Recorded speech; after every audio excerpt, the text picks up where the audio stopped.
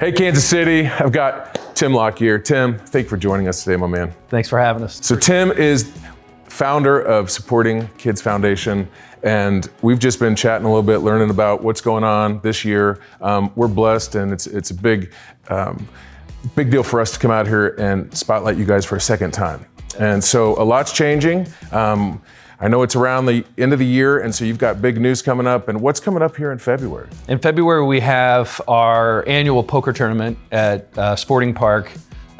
This poker tournament started way back in the day when we were a very new organization out in Lenexa. I think we raised about $7,000 in that tournament. This tournament has turned into a couple $100,000 event.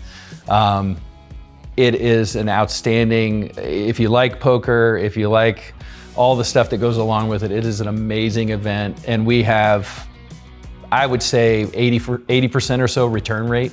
People who came last year, like, I gotta go. And it's unbelievable. I've been lucky enough to go out. It is camaraderie, it's community, it's love, it's support, and at the end of the day, it's fundraising.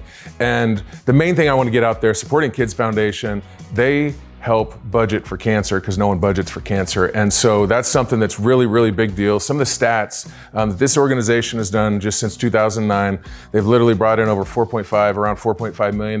They've currently helped over 900 families, around $4,900 per family. But one of the biggest stats that we were talking about today is, can you just talk about kind of where things have been in the past and what's occurring right now in Kansas City? We were at a fairly steady state for 2 or 3 years at around sending out $40,000 to $45,000 a month in aid, which for an all-volunteer organization is a pretty big responsibility anyway.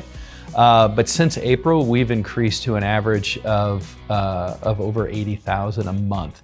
So if you think about that, the output has doubled, but we haven't added more events. We haven't raised the prices of our events, but we still have that same obligation.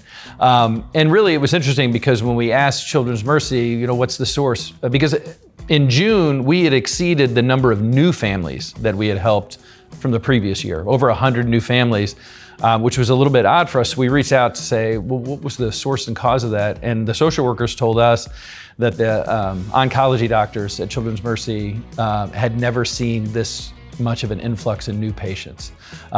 So it's bad enough to begin with, and with it growing and increasing, it just makes what everyone does to support us that much more important. And it's overwhelming. Everything I've gained here is it's extremely overwhelming. And so what that means is there's a bigger need. And so we're talking about what we can do for Supporting Kids Foundation. And really what it comes down to is finding more substantial donors. Right here in Kansas City, I know that there's been some unbelievable corporations, entities that constantly come in and support you guys.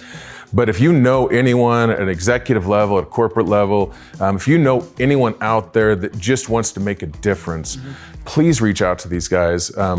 Where can they go to find more information about the golf tournament, your yearly events, fundraisers, volunteers, the whole nine yards? You can go to supportingkids.org. Or you can reach out to me directly, tim.lockyer at supportingkids.org. But you can reach out to us directly, and I appreciate the plug because one of the things that some of our best donors, from a corporate standpoint and also from an individual standpoint, appreciate about this organization is really twofold. One is it's all volunteer. So all of the money that we've been talking about, the $4.5 million that's gone out over the last 15 years, is done by people who are doing this on their free time. The second thing that I think is attractive about our organization is that it's Kansas City based, and you're generally an arm's length away from the people that you're helping. I can't tell you how many times somebody will come to our event and I'll ask, have you ever been to an event? And they're like, no, this is my first time. I've never heard of you guys. And we start talking, and then about 5 minutes later, they're like, wait a minute, I think you helped my neighbor. And we did. And so I would, when you've helped 900 families in this size community, it's hard to find somebody that doesn't know someone that's been impacted and that we've helped. We need your help. I know that he nailed it. Volunteer board, volunteer organization.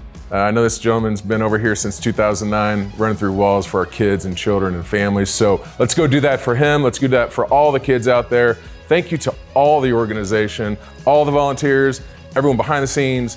And thanks for letting us be a part of it. I can't thank you enough and your team for doing this in the first place and then honoring us for the second time. It's fantastic. It's an honor. We'll see you at the, remind me of the date.